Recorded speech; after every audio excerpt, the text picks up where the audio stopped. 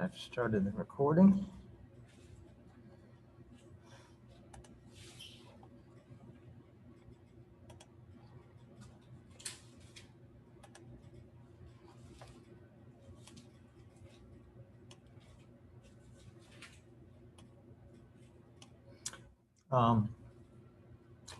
Keep in mind that your exam is a week from today, and I expect that we'll stick with that schedule.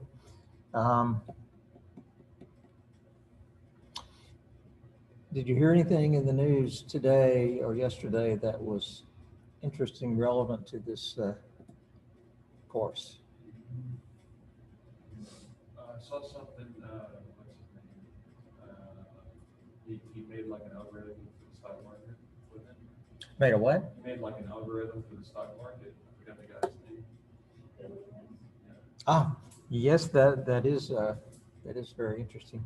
That was the only thing I was thinking about the national news, Oh, no. but that's a good point. There's a lot of election retardation.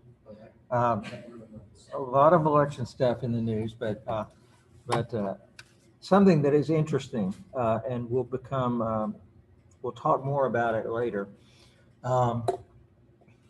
A major antitrust suit has been filed against Google, and we will talk about antitrust. Basically, the idea of antitrust is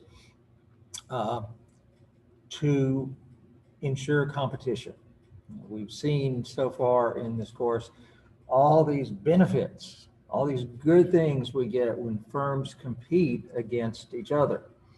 We like competition because it benefits consumers. And monopoly, if you have a monopoly, you don't have competition. And so consumers lose the benefits that competition would have provided for them. So the goal of antitrust law is to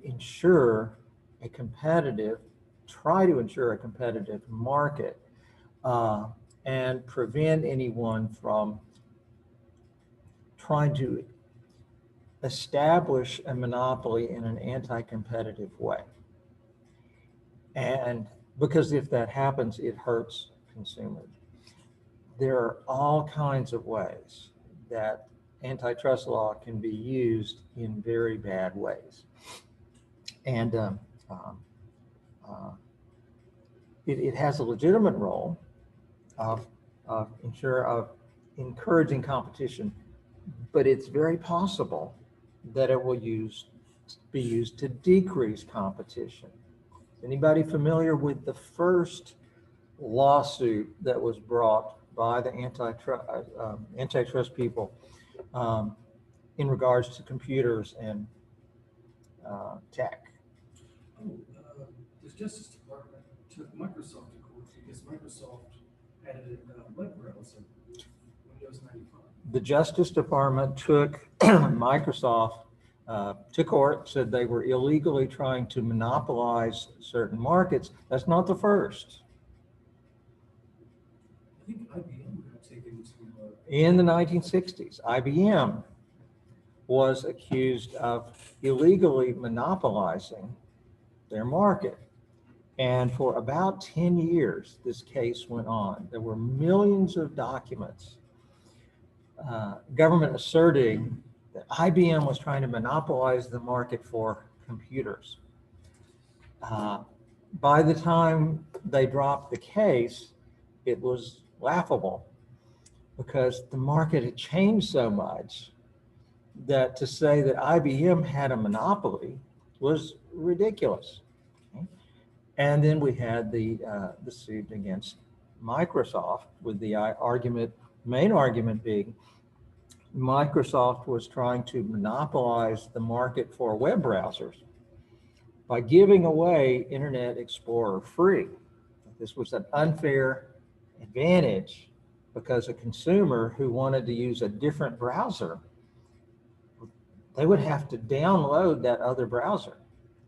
And Microsoft was giving Internet Explorer away free. They were installing it on the new computers free. And the government was concerned that this was an anti-competitive advantage. Um, the idea today that Internet Explorer would be a monopoly is again ridiculous. And what we will eventually see is that the proper way to use antitrust law is to ask, is this company doing something that is going to hurt consumers? If you monopolize a market and then you double the price, well, pretty clear that could hurt consumers.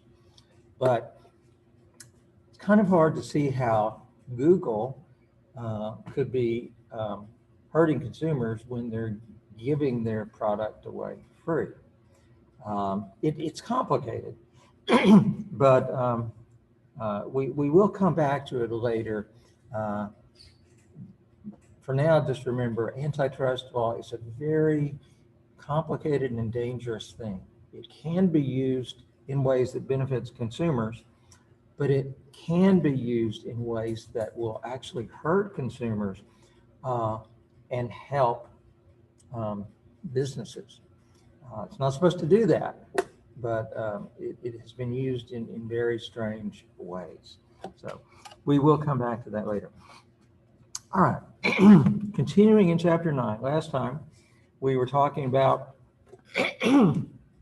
tariffs, the protectionism, the idea being, excuse me, we said that when you have free trade, when you open up your economy to trade with other countries, there are huge benefits.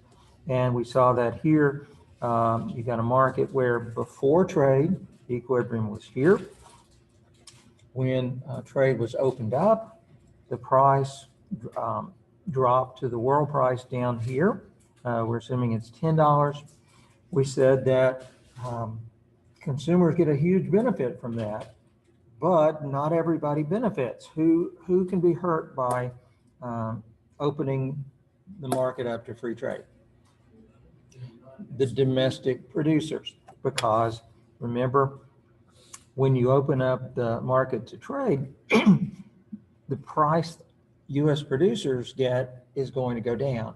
They're going to be hurt. Now, we said that they don't like to be hurt, so they may lobby for some type of protectionist policy, such as a tariff. Here we assume the tariff was $3 per unit. So that means that anytime a foreign product is imported, the price is not going to be 10, it's going to be 13. Okay? Remember how we identified the gains and the losses from the tariff. We said that by imposing the tariff, that raises the world supply curve up to the red line.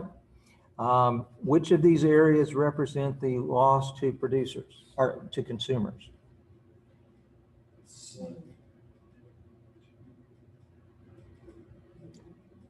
1, 2, 3, and 4. Because this is 3. Remember, consumer surplus, it's the area below the demand curve, above the price line. So when you have free trade, consumer surplus would be the entire area under the demand curve and above this green line. So consumers are getting all of this. When you impose the tariff, the price goes up to the red line, then consumers are losing 1, 2, 3, and 4. Okay? So that's the loss that consumers are experiencing. What's happening to producers? They're gaining which area?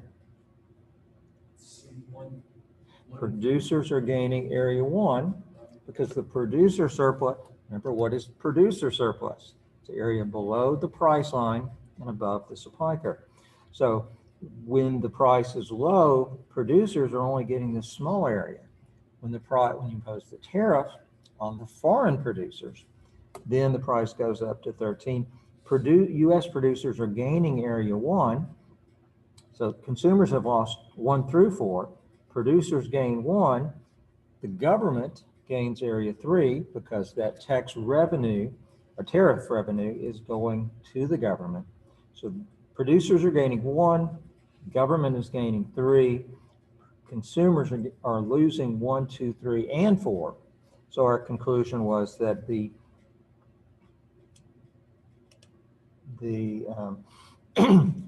inefficiency or the deadweight loss due to the tariff would be areas 2 and 4. Okay, the total cost of the tariff are greater than the gains that people are going to get. And I left you with the question. Excuse me. 2 and 4. What do those represent? What does area 4 represent? It's an inefficiency, but what? I'm sorry? Nobody is getting 4. That is an area that was consumer surplus. Consumers were buying these extra units. Okay, let's say it's 50. Consumers were buying those 50 units, and those units were worth more than consumers were having to pay. Okay? Consumers were getting consumer surplus on that on those units represented by area 4, which I now called red. Because the price goes up, consumers buy less. So those units on which they were getting a gain, they're not going to be consumed. So that is an inefficiency. That's a part of the deadweight loss. Those are lost gains from trade. What about area 2? It's inefficiency on the production side. Okay? Let's say this was 100 million, this was 50 million. Well, these 50 million are going to be consumed whether you have the tariff or not. The difference is who's going to be producing them. If you don't have the tariff, then those are produced by the rest of the world, and the cost of getting those units is the world price, which I think we said was $10. But when we impose the tariff, the price goes up. Now those units are going to be produced by American producers, and their cost of production are represented by the supply curve. So whereas we were getting those units at a cost represented here, now that American producers are going to produce them, the cost is going to be this larger area. So area 2, we can think of that as wasted resources, because those units that were already being produced and are still going to be produced are now produced by American producers at a higher cost than if we got other foreign producers to produce them.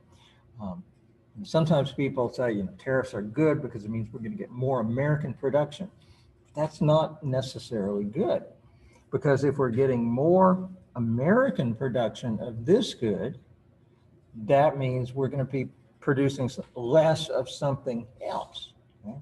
And the key thing is, if you are producing something yourself at a cost that's higher than what the cost would be if you bought it from somebody else, that's not a good thing. If I can, mowing my yard, if I pay somebody $100 to mow my yard, and if I say, well, I could do it myself, but if I could be earning I could go out and do something and earn $150, then if I mow my yard, it's costing me $150. Yeah, I did it myself, but it would have been better to pay somebody else to do it. Okay? Would that be a $50 opportunity cost? It would be a $50. Well, the opportunity cost would be $150. Oh, okay. The inefficiency would be the 50. Okay? And if you just focus on producing something, well, it's good to produce something, but you want to produce what is most valuable. And so don't just focus on, we're producing more American output. Well, given these numbers, it would be better to let somebody else produce this product and use American resources to produce other things. Okay, this is kind of a summary. When you have a tariff, domestic suppliers respond to the higher price by increasing production. We saw that. We said that it's actually not a good thing, okay? Because if we're producing more of this, then it means we don't have as many resources to devote to the production of other things. Domestic consumers respond to the higher price by buying less. So that's not a good thing, because those units that they don't get were actually worth more than they were going to have to pay for them. Okay? So for both of those reasons, the tariff is creating inefficiency. Imports decrease. Remember, imports are always, just for whatever the price is, the difference between U.S. Consumption, which is here, and U.S. production, which is here. So that horizontal gap is the imports. When you impose the tariff, consumers, American consumers buy less, U.S. producers produce more. The amount we import goes down. And if you think, well, you know, our goal is just to be independent, we don't want to be dependent on other countries. Well, that sounds good, but when we trade, as soon as you stop being self-sufficient, then you're choosing to be dependent on other people and other countries. And it sounds good to be self-sufficient, but there's a very high cost of doing that. And then the government revenue is always just the amount of the tariff times the quantity of imports. All right. Now we're going to look at one example. This is in your book of protectionism, and they make some assumptions and put in some numbers so we can calculate what the actual cost would be. And this is on sugar production. The U.S. government does restrict sugar imports, and this has a very significant positive effect on many sugar producers in Louisiana. Okay? But the end result is U.S. consumers pay significantly more for sugar, 50 to 100% more than the world price. So producers benefit, consumers are hurt. We may be tempted to say, well, you know, it just kind of balances out. Somebody gets hurt, somebody gains. No, we can do better than that. We can measure, well, what are the benefits? What are the costs? We've already seen that these types of restrictions produce more cost than benefit. But this example makes a few additional assumptions and allows us to do some calculating. Here are the assumptions it's going to make. First, that the tariff is so high that it eliminates all sugar imports. Okay? And second, that if we had free trade, all sugar would be imported. Okay? And here you see those assumptions. Got a, we have to go get something to drink. We've got the, as before, the domestic U.S. demand for sugar. We've got the domestic supply. We've got the world supply. They're making the assumption that if we have free trade, notice what happens. Okay, the world supply is here. Okay. So you got the world price is 9 cents per pound. Consumers can buy as much as they want at 9 cents per pound. So they're going to choose to buy 24 billion pounds. At that world price, how much do American producers choose to supply? I'm sorry? Probably not much. Given the way they've done this, they're going to supply zero. Okay? Now, if the world supply had been higher, then they would have been producing some. Okay? Basically, this graph is similar to the previous one. It's just we're assuming the world supply is so low that if there's free trade, U.S. producers say, forget it. It's not worthwhile for us to produce anything. Okay? question we're asking then is, well, or we see that if we have free trade, we're going to be importing all of our sugar. Question we're asking here is, well, what if we impose a tariff that's so high that we won't import any sugar? Okay? And what would that mean to not import any sugar? Self-sustainable. That would mean we're self-sufficient. It would mean that U.S. producers are producing as much as consumers want to buy. And that would be right here. Okay? So if we have a tariff that shifts the world supply curve up to here, that would raise the price up to here, and it would mean there would be no imports. Okay? Now, first, what is the amount of the tariff that would cause us to switch? Cause us to go from importing everything to importing nothing? Yeah, right, it costs a lot 11 more. cents. 11, it's going to be 11 cents. Okay? Does it go from 9 up to 20? So Right. it's a 11 The- cent increase. That's right. We impose an 11-cent tariff, then the world supply curve is going to shift all the way up to here, which would mean we can get as much as we want from the world at 20 cents, but we can also get that from American producers. And so if we impose an 11-cent tariff,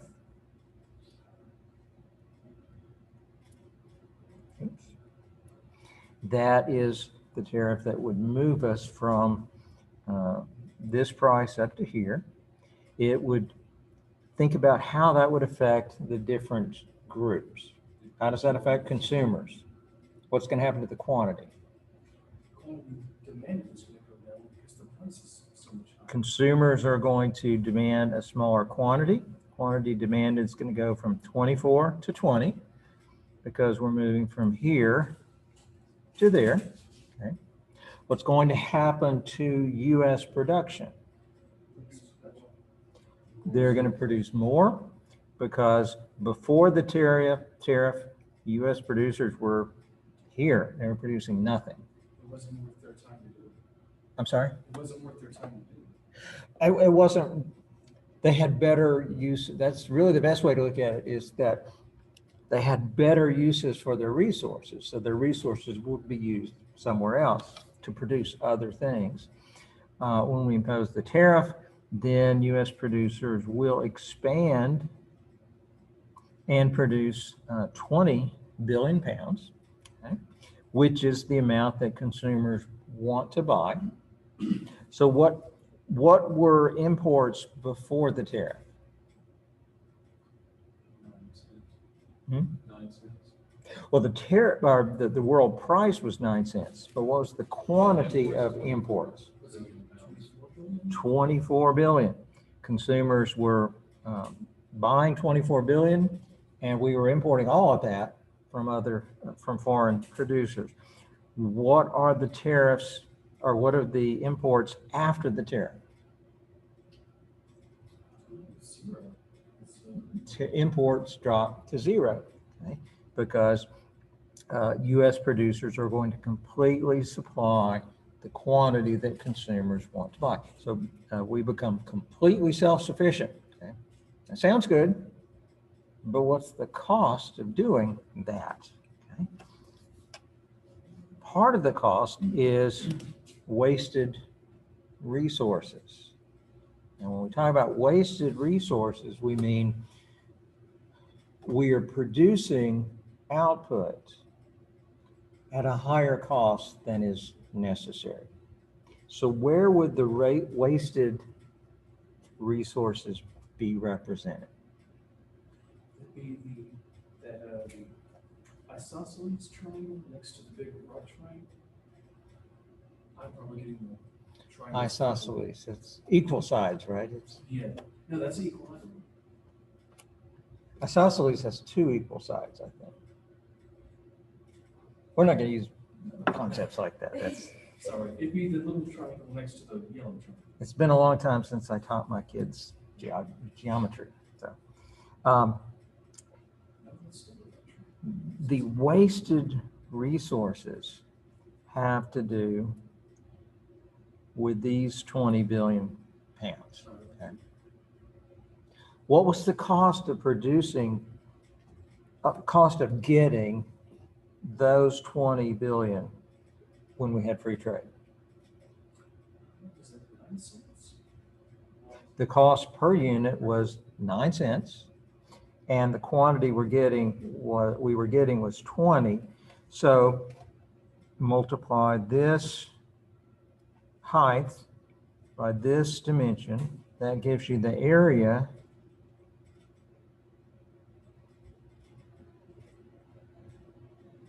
of that rectangle. That was the cost of getting 20 billion pounds of sugar when we had free trade.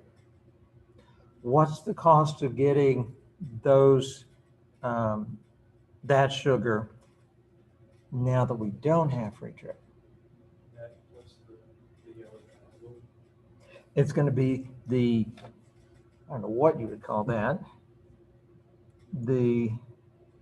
this big area. Okay. Anytime you want the cost of producing a unit, you go up to the supply curve. Anytime you want the total cost of producing a number of units, then you look at the area under the supply curve. Okay? So the total cost of producing these 20 billion pounds domestically is the entire area under the supply curve from 0 out to 20. So when we choose to produce it ourselves, we're getting 20 billion pounds of sugar at a cost of this big red area. When we had free trade, we got the same quantity, but at a cost of just this smaller rectangle. So the wasted resources is the difference between those two. Because we imposed the tariff and we produced this sugar domestically, we're getting the same quantity, the same 20, but the cost has increased by that orange area. Okay? So that the wasted resources would be represented by the area of that triangle. Okay. Sugar, we were getting it before, we're going to get it now, but it's going to cost us more, right? Because we were buying it from low-cost foreign producers. Now we're buying it from relatively high-cost American producers. Okay. Now, let's push it a little bit further and ask, well, what is the dollar value of that waste? We know it's this area, but in terms of dollars, what would that area be? How do we find the area of a triangle? 1/2 the base times the height. So this is going to be 1/2. The base is going to be 20. And what's the height? 11. Got to be careful. It's not 20. Okay. It's only this distance. Okay. So that's 20 minus 9, which is 11 cents. And if we multiply that out, as they did here, so, oh, that's right. We get 1.1 billion. Okay? So think about what that is measuring. Okay? That means the inefficiency caused by the waste of resources is 1.1 billion. That's not the gain to producers. Okay? That is the a measure of the cost of this over the benefit.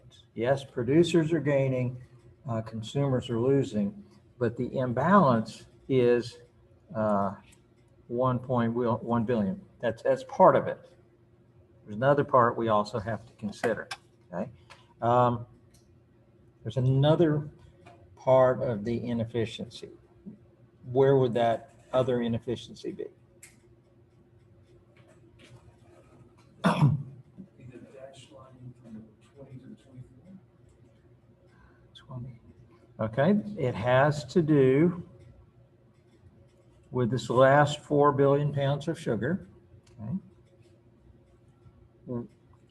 Why is there any inefficiency there? That's a product that wasn't sold. That's output that was not produced, was not purchased. Okay.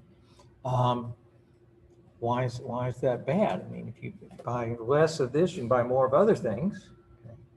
Those resources and time that were used to make the things that were produced inefficiently, they're gone. Well, the waste part of it is over here, okay? But the other part is represented here. The 4 billion pounds of sugar that would have been consumed, that's not going to be bought, okay? That sugar was worth more to consumers than the cost of producing it. It could have been purchased at a cost of 9 cents per pound.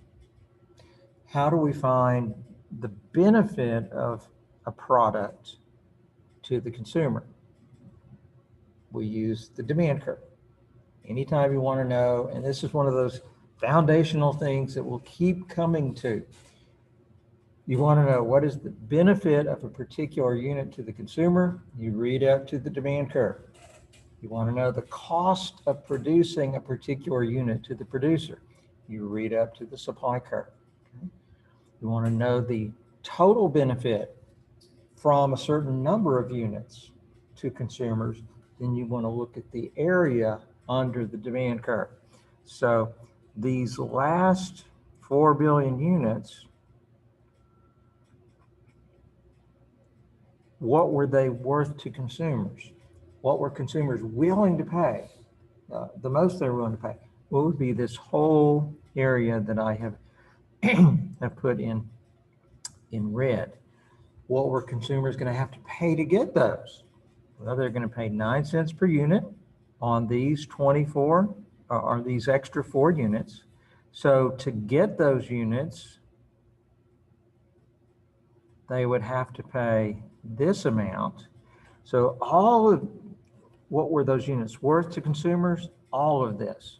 What were they going to have to pay? Only the smaller area. So this upper area represented consumer surplus on those last 4 units. When we impose the tariff and the price goes up, consumers don't buy those.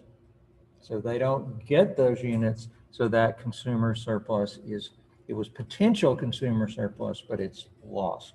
So that's considered lost gains from trade. So the dead weight loss or the inefficiency includes both areas. Okay? You've got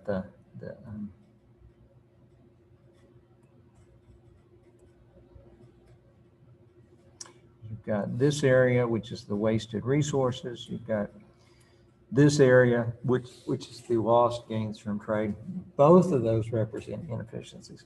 And we said that this area would be, came out to 1.1 billion. How would we find the value of the lost gains from trade? It's going to be, it's another triangle. So it's going to be 1/2 times the base times the height. The base is going to be 4. The height is going to be 11. If you work that out, it comes out to 0.22 billion. Okay? So the total inefficiency from the tariff would be $1.32 billion. Okay? producers are gaining, consumers are losing. What this means is that the difference between the gains to the producers and the losses to consumers, 1.32 billion. That's a measure of the inefficiency due to this tariff. Now, just think about if we follow a protectionist policy and we say, well, we want to protect those sugar producers and we want to protect the car producers and the steel producers. If we apply this in every market, then you're going to have inefficiencies like this throughout the whole economy. And that has, you add up billions of inefficiency, it turns into real amounts, and it makes the economy much less efficient. Yeah. My girlfriend's Brazilian, so I've been to Brazil a few times. And that's how Brazil is. Brazil has tariffs on most items that are imported. So you'll see car manufacturing, shoes, everything. They all have factories there in Brazil. They don't import from China a lot, or even the U.S. because they have the similar idea of protectionism. They value it for some reason, but it causes inefficiencies, as you can see. Like they may gain from doing it themselves, but they're losing out as well. If you couldn't hear that, I was talking about Brazil and the fact that they have lots of tariffs on lots of products. So they have their own, what you said, their own shoe production and Factories for everything. they're producing lots of different things. And it's easy to say, well, that's good. They're producing it themselves. You can't produce everything yourself. Or even if you can, you're going to be producing it inefficiently. And that means your standard of living is going to be lower. So it's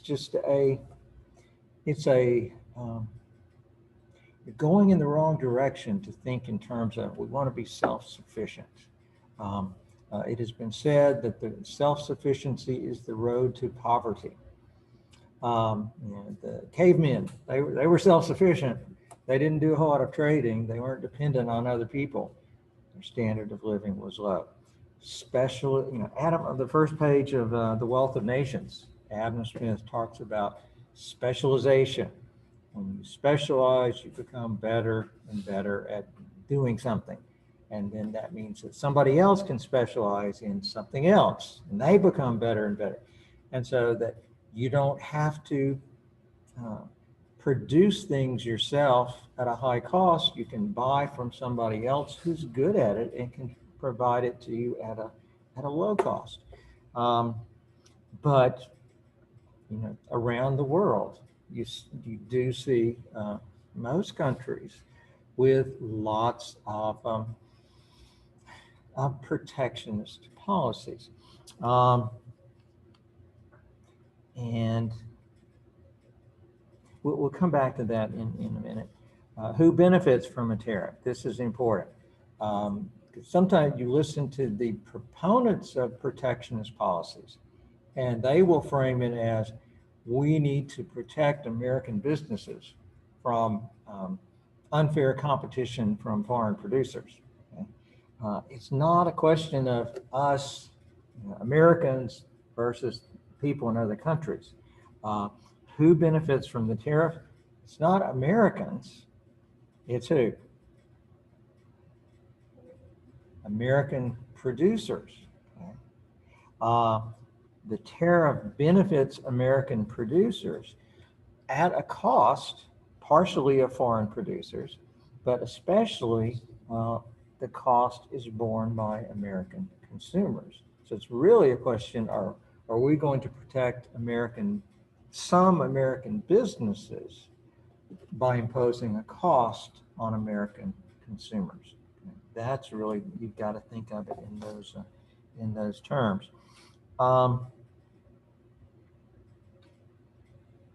And you may wonder, well, if it's so clear that tariffs are inefficient, why are they used so often? And there's a chapter in the book, I think it's chapter 20, which I hope we get to, talks about political action.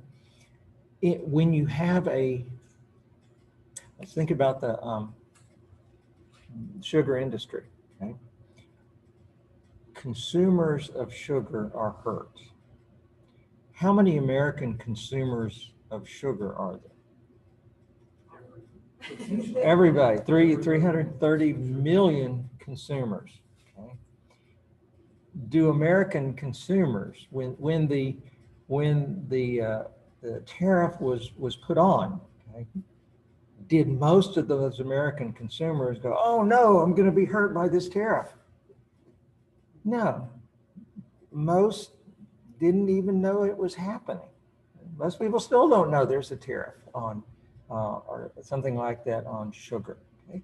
And the reality is the cost per American consumer is pretty low. So even when you hear about it and you say, oh, this is terribly inefficient, do you have an incentive to go try to get it changed? It's not hurting you very much. In total, there's a huge cost imposed on consumers, but the cost per consumer is very low. So you don't have much incentive to do anything about it. But think about the producers. Okay? You don't have 300 million American sugar producers. You have a handful of them. Okay? So they get a huge benefit individually from that protectionist policy. And because of that, the sugar producers have a huge benefit to go to Washington and to hire lobbyists to get protectionist policies passed. Okay? The benefit to producers in total is far smaller than the cost to consumers in total.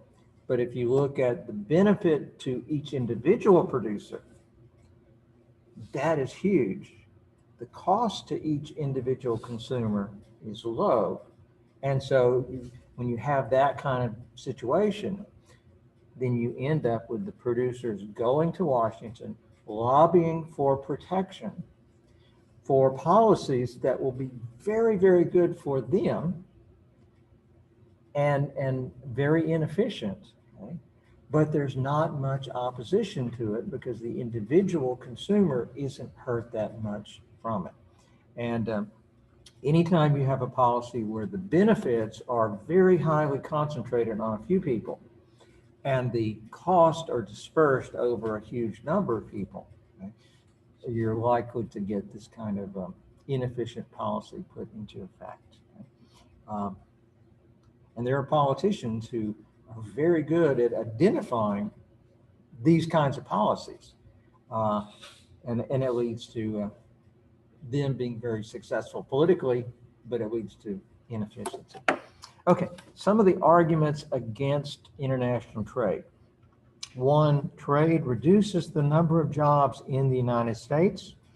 Two, it's wrong to trade with countries that use child labor. Three, we need to keep certain industries at home for national security.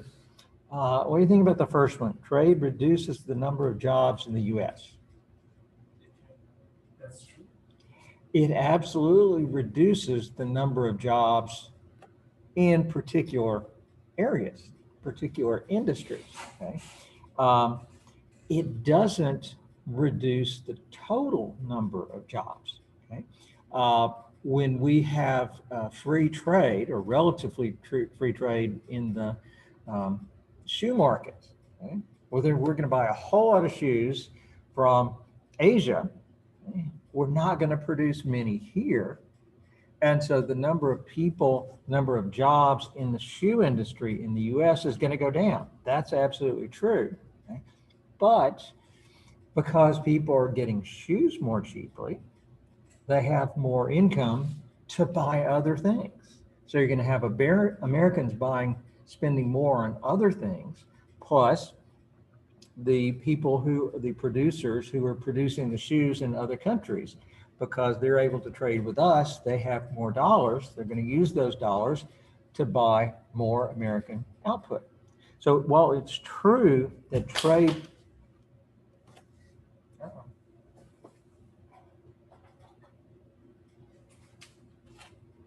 while it's true that trade reduces the number of jobs in particular industries, it will increase the number of jobs in other industries. So it does not reduce the number of jobs in total. Okay? Second is wrong to trade with countries that use child labor. Okay? Now this is a very interesting argument.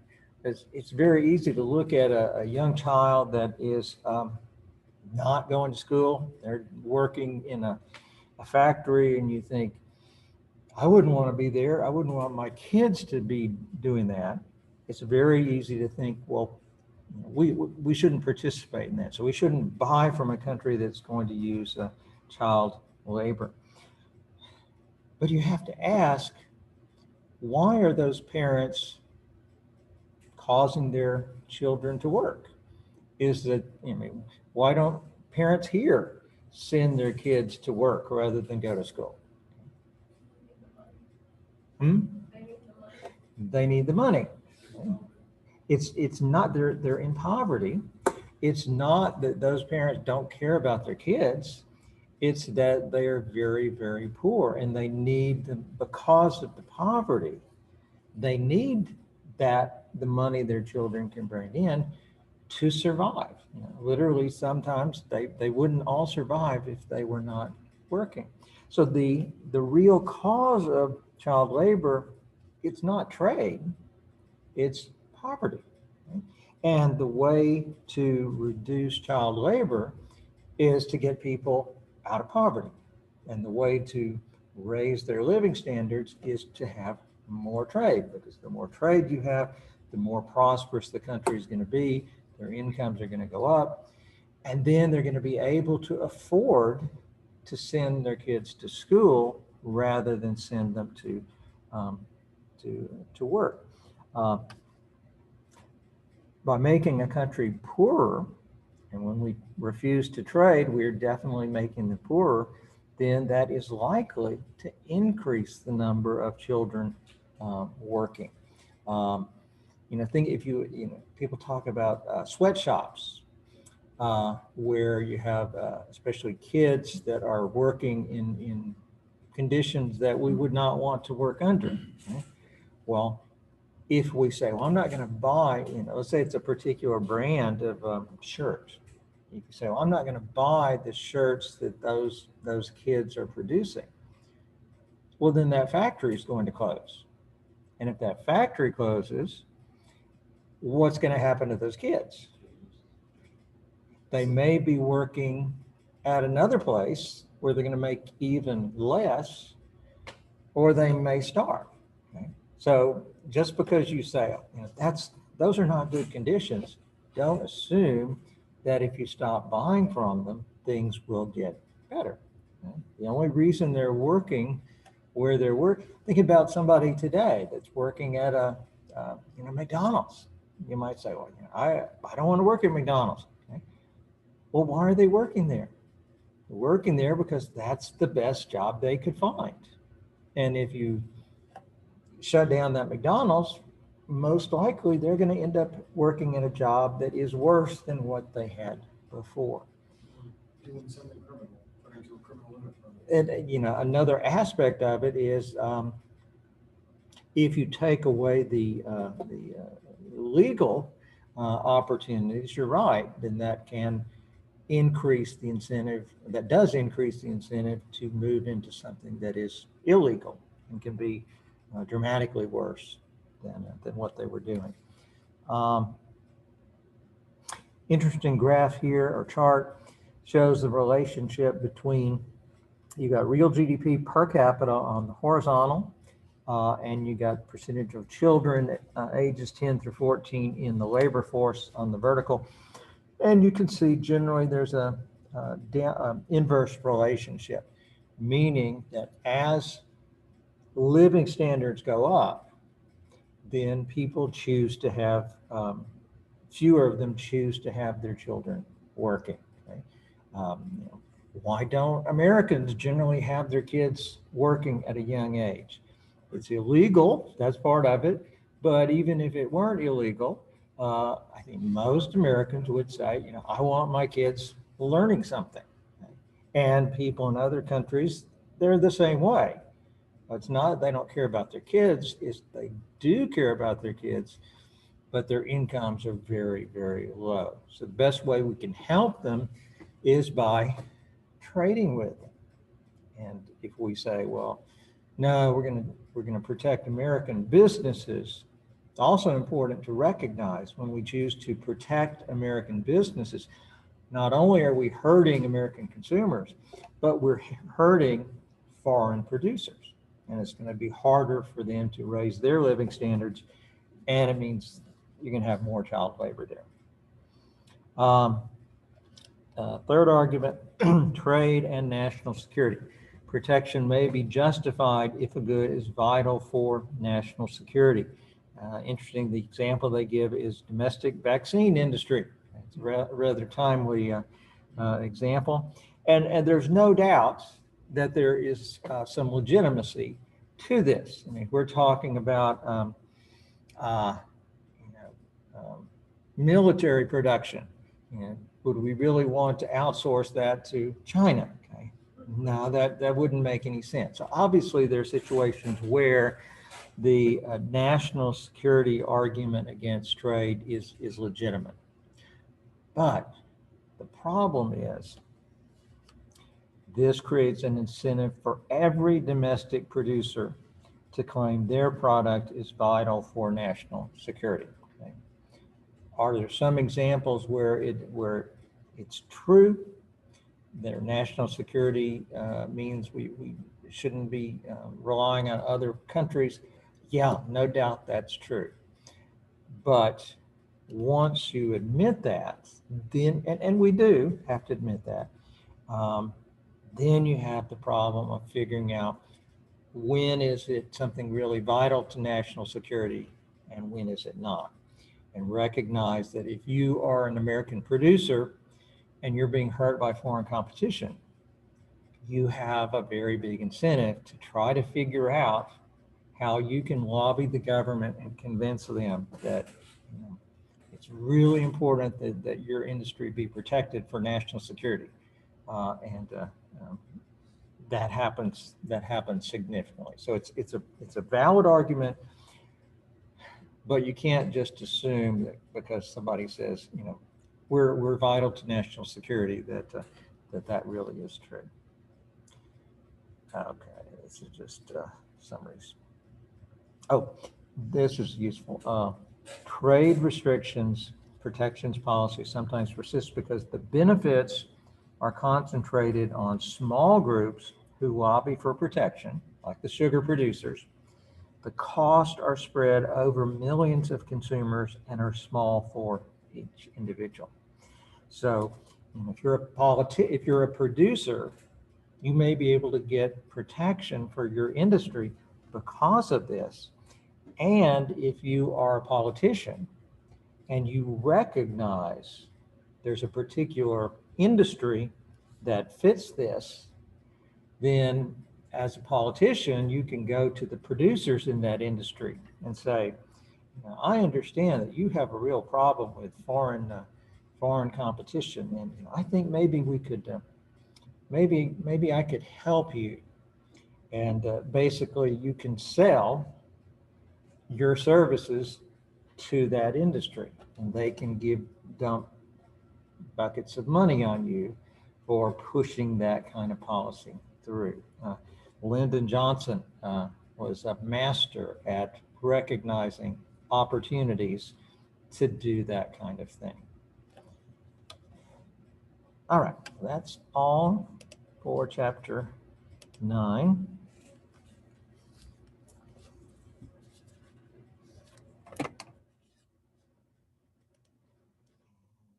On. The rice industry is pretty similar to the sugarcane industry as well, especially here in Louisiana, subsidies and tariffs. That is I don't know a lot about that, but that's my understanding. Yeah, the rice industry would be, they're the cheapest rice on the market, just about, which is crazy. And when a producer says, I can't compete, I just can't compete against these cheap foreign imports, you want to help them. The problem is when you get government to help, you're not just helping this group, you're also imposing a cost on this other group. You're providing a little benefit here and a big cost over here. Plus, when you're doing it by government, it's based on force. Because you're saying anybody who doesn't go along with this, well, we're gonna put you in jail. So, all right, chapter 10. Let's see, am I sharing this? No. I am sharing it. Okay. Yeah.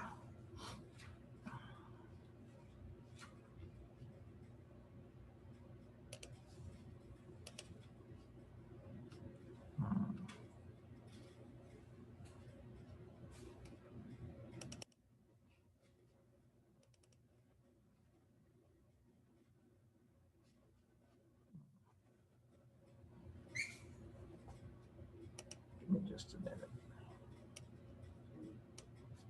Okay.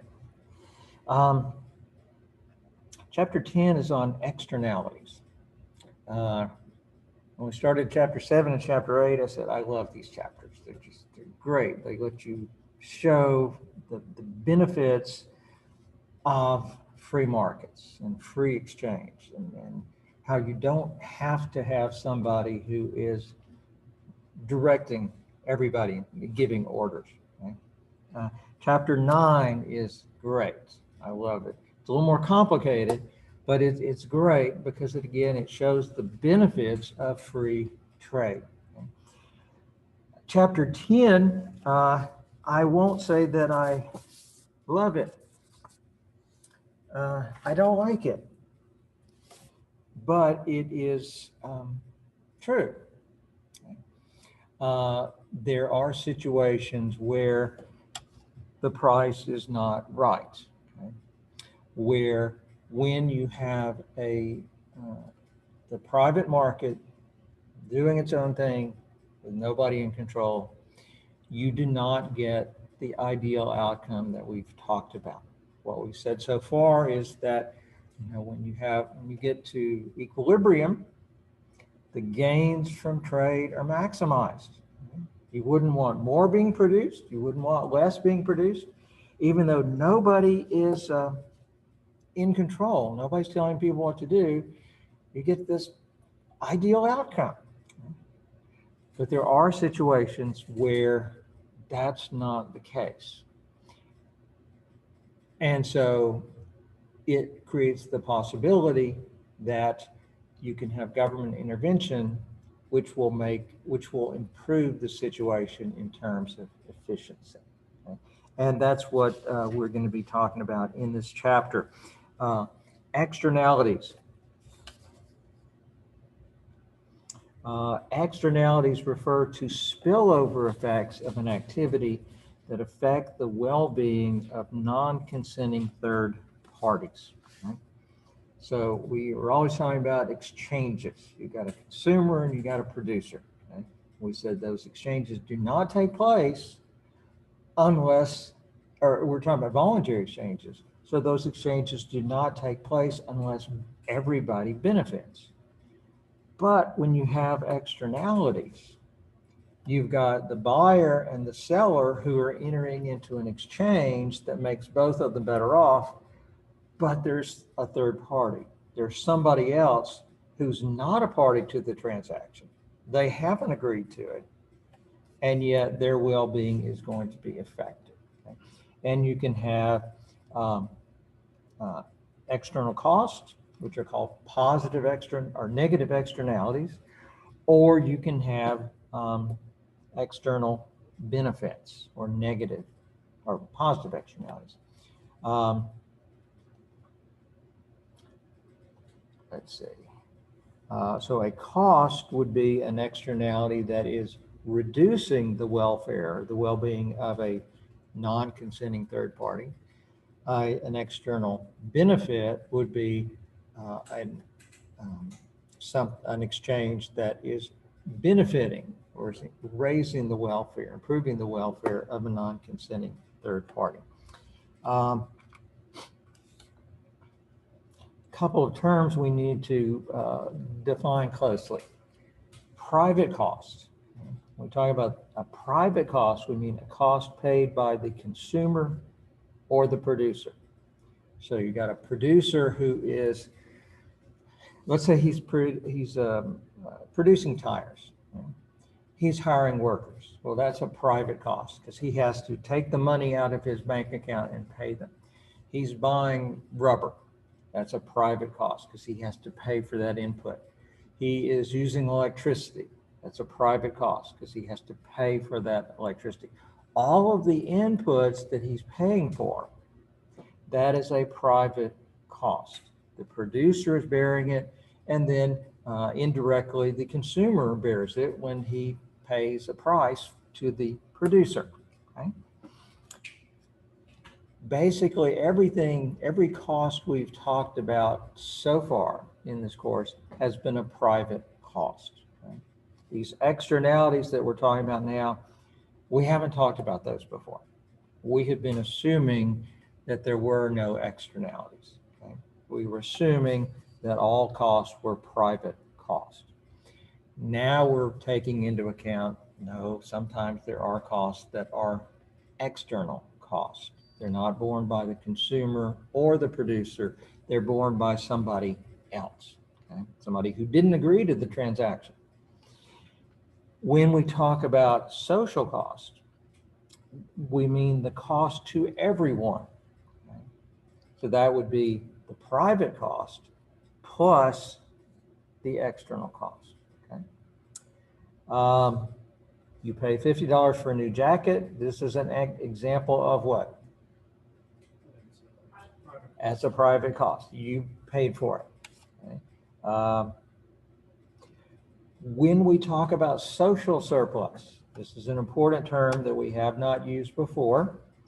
Before we talked about consumer surplus, producer surplus, talked about the gains from trade, which was the sum of consumer surplus plus producer surplus.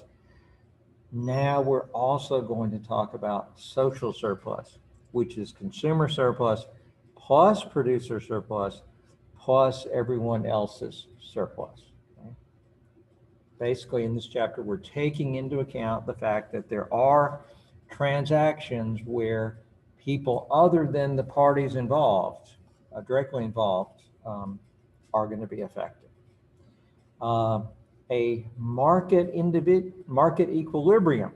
Okay? That's what we've been talking about in this course. Every equilibrium was a market equilibrium. A market equilibrium maximizes consumer surplus plus producer surplus. Okay? That's the gains from trade. That's what we've been talking about. And we've enjoyed the fact that you can have this free market that will give you this great outcome. The gains from trade are maximized. However, when we have a market with externalities,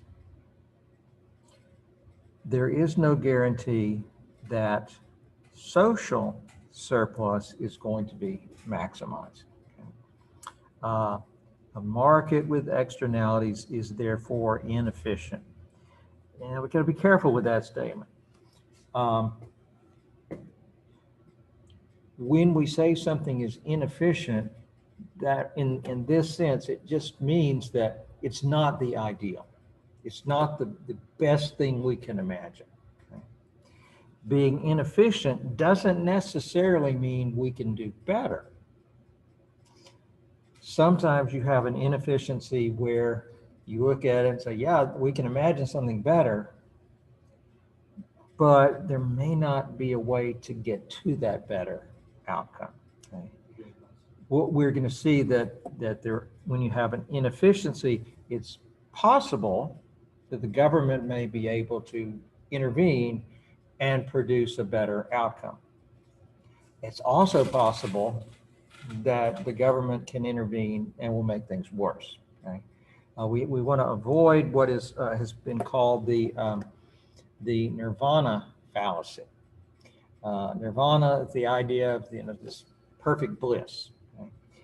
Some economists, especially in earlier decades, committed the nirvana fallacy, where they basically said, if we can identify an inefficiency in the private outcome, the market outcome, well, then that automatically means government can do something and make it better. Okay? That's not the case. Okay? When you have an inefficiency in the market outcome, it's possible the government may be able to improve it. It's also possible that they won't be able to do it. We cannot assume that just because the market doesn't give us the ideal outcome, that the government can. There's I think it's called the Roman emperor fallacy. There was a Roman emperor who was, at least there's a story that he was judging a singing competition between 3 women, and he listened to the first 2, and he awarded the prize to the third, because he said the third could not possibly be any worse than the first 2. I don't need to hear. We want to avoid that. It's possible that the market outcome may be inefficient, but there's really no way to improve it. In this chapter, we're going to talk about what, in theory, the government may be able to do. Because we have to admit, private market forces don't produce the ideal outcome in every situation. That's what we're going to see in this chapter. When we talk about the efficient quantity, we mean the price and quantity, the quantity that maximizes social surplus. So we're going to be going through more graphs, but they look very similar to what we've had before. Let's say that we're looking, a lot of times examples of pollution, of externalities, pollution would be an example, where you have a firm that is producing a product, but they're also emitting pollution into the atmosphere. Okay? That pollution is an externality, because if they're emitting toxic chemicals into the atmosphere, that's going to hurt people in the area. But it's a cost that's not borne by the producer. It's not borne by the consumer. It's borne by the people who live around the factory. So that's an easy example of an externality to talk about. Let's say this is the supply of tires. Okay? And remember, the supply represents the private cost. Before, we just said it shows you the cost of producing each unit. Well, now we have to say, it shows you the private cost that the producer will bear. Okay? And let's say that the market price of tires is $200. Okay? So, and let's also say that there is an externality. For every tire produced, a certain amount of toxic chemicals get emitted into the atmosphere, and that imposes a cost on the community. Now, measuring that externality is not going to be an easy thing. But let's assume that we know the externality. Let's say it's going to be $150 per tire. For every tire produced, there's enough pollution put into the atmosphere that it's going to impose a $150 cost on people in the area. Okay? If government does nothing, where are we going to be? We're going to be at the market equilibrium. Okay? Supply, demand, that's where we're going to be. Price is going to be 200. Okay? Is that efficient? No, it's not efficient, because some of the costs are not being taken into account. Right? The key idea of efficiency is when you make your decisions, should I eat another piece of pizza? Should I go see another movie? Should I read another page in my textbook? You look at what are the extra benefits of doing this, what are the extra costs, and you only want to do it if the benefits exceed the cost. Okay? Well, what's the benefit of producing that last tire? We get benefits from the demand curve. And so the benefit of that last tire to consumers is $200. What's the private cost of producing that last tire? We get private costs from the supply curve. So the private cost, the cost to the producer producing that last unit is $200, okay? But because of the externality, we've got $150 external costs that the producer and the consumer, nobody's thinking about that. Okay? So we end up here at whatever this quantity is, the last tire is worth $200 to the consumer, but taking everything into account, what was the cost of that last tire? $350. So we're producing something that's worth $200, but it costs $350 to produce. That's inefficient. We don't want that tire to be produced. But when you have an externality, the price is not, it's not representing all of the cost. You have resources that are not resources that are being used. There's a cost being borne, but the decision makers are not taking it into account. The social cost curve, you just take the private cost of the supply curve, shift it up by the amount of externality. So that gives you the social cost curve here. So where is the efficient quantity? Yeah, it's going to be right here. Okay. This would be the efficient quantity because there, let's say it's 300. There, the last tire is worth 300 to the consumer, and the full cost of producing that last tire is 300. Okay, so it's worth producing that tire. It's not worth, in terms of efficiency, producing any of these extra units. But if you have no government intervention, then the profit maximizing producer is going to end up producing out here.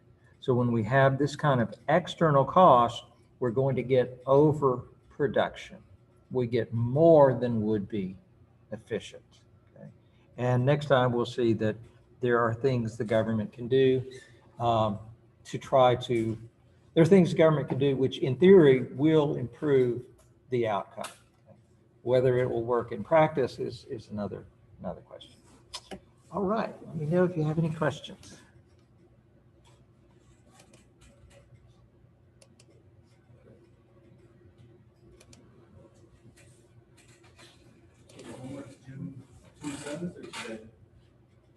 The 27th.